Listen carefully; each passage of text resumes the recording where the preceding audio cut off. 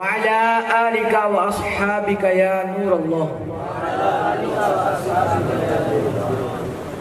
فرمان مصطفیٰ صلی اللہ علیہ وسلم زینوا مجالسکم بالصلاة علی فإن صلاتکم علی نور لکم یوم القیامہ. سبحان اللہ. فرمایا تم اپنی مجلسوں کو مجھ پر درود پڑھ کر آراستہ کرو، کیونکہ تمہارا مجھ پر درود پڑھنا قیامت کے دن تمہارے لیے نور ہوگا.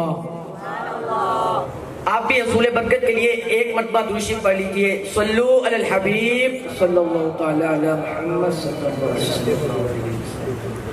پہلے اسلام بھائیو، آج کا جو میرا موضوع ہے وہ ہے علم کی فضیلت. علم انبیاء کی میراث ہے، علم قرب الہی کا ذریعہ ہے، علم ہدایت کا سرچشمہ ہے، علم گناہوں سے بچنے کا ذریعہ ہے، علم خوف خدا کو بیدار کرنے کا عظیم نسخہ ہے، دنیا اور آخرت میں عزت پانے کا سبب ہے، علم مردہ دلوں کی حیات ہے، علم سلامتی ایمان کا محافظ ہے، علم مخلوق خدا کی محبت پانے کا سبب ہے، علم بے شمار خوبیوں کا جامع ہے، علم میں دنیا بھی ہے، دین بھی ہے، آرام بھی ہے، اطمینان بھی ہے، لذت بھی ہے، راحت بھی ہے.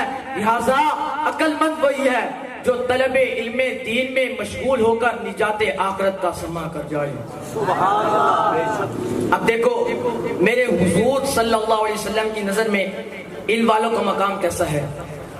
سنن دارمی حدیث نمبر 357 میں روایت کرتے ہیں، حضرت عبداللہ بن عمر رضی اللہ تعالیٰ عنہ فرماتے ہیں، لوگوں مسجد نبوی کا صحن ہے، حضور کے پیارے صحابہ تشریف فرما ہیں.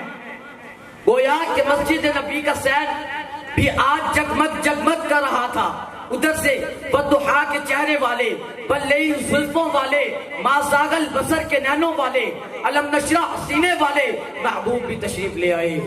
صحابہ وہ صحابہ جن کی ہر صبح عید ہوتی تھی، خدا کا قرب حاصل تھا، نبی کی دید ہوتی تھی.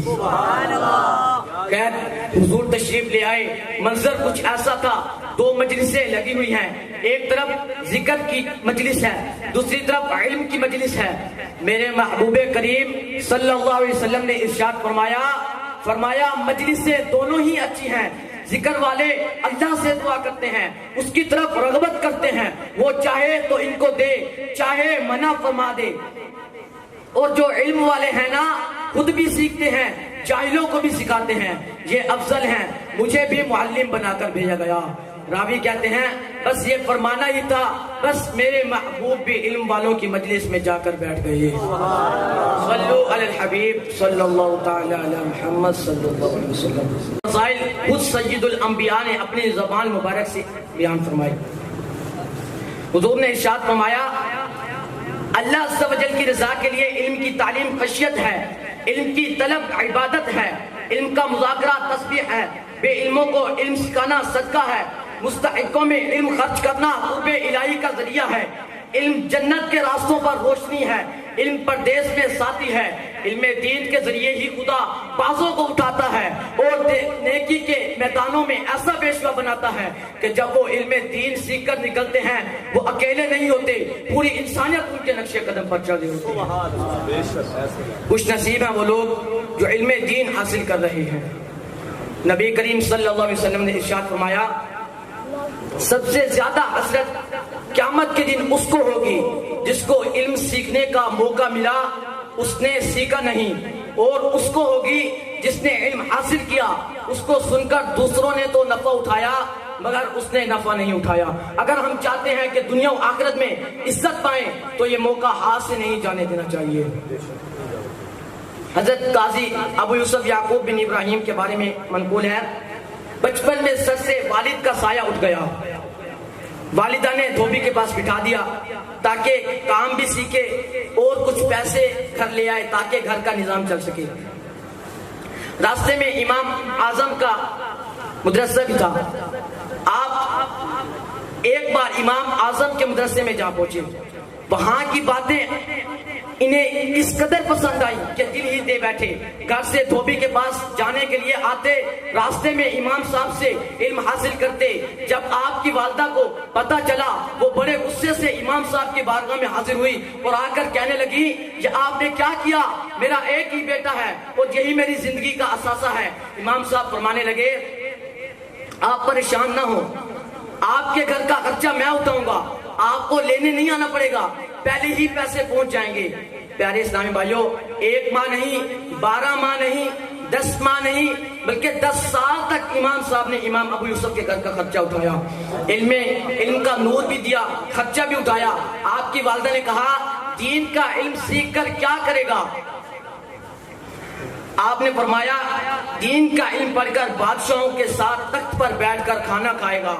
وقت گزرتا گیا، امام اعظم نے امام ابو یوسف کو پڑھایا، امام ابو یوسف نے امام محمد کو پڑھایا، امام محمد امام شافعی کے استاد ہیں، امام شافعی نے امام احمد بن حنبل کو پڑھایا، اور امام احمد بن حنبل نے امام بخاری کو تعلیم دی۔ ان کے آگے کئی شاگرد ہوئے اور یہ سلسلہ اب تک چلتا آ رہا ہے اور قیامت تک چلتا رہے گا۔ اور اگر سوچا جائے یہ سارا فیضان امام اعظم ابو حنیفہ رحمۃ اللہ علیہ کا ہے، اور اس سارے ثواب کے حقدار بھی وہی ہیں۔ یہاں تک کہ وہ وقت آیا جب عہدہ قضا ان کے سپرد کر دیا گیا۔ ایک دفعہ خلیفہ نے ان کی دعوت کی، اور دعوت میں عمدہ باداموں اور دیسی گھی کا حلوہ اور بہترین فلودہ بھی پیش کیا، اور کہا امام صاحب تخت پر ہی آ جائیے، ایسی دعوت بار بار نہیں ہوتی۔ امام ابو یوسف خلیفہ کی بات سن کر مسکرانے لگے۔ خلیفہ کہنے لگا حضور آپ کو کیا ہوا؟ فرمایا مجھے میرے استاد امام اعظم ابو حنیفہ کا فرمان یاد آ گیا۔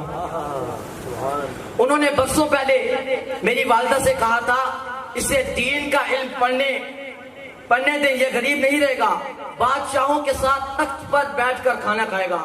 فرمایا آج ان کی کہی ہوئی بات پوری ہو گئی۔ تو دین کا علم سیکھنے والا دنیا میں بھی عزت پاتا ہے، آخرت میں بھی عزت پاتا ہے۔ اللہ تعالی ہمیں عمل کی توفیق عطا فرمائے، آمین بجاہ النبی الامین صلی اللہ تعالی علی محمد۔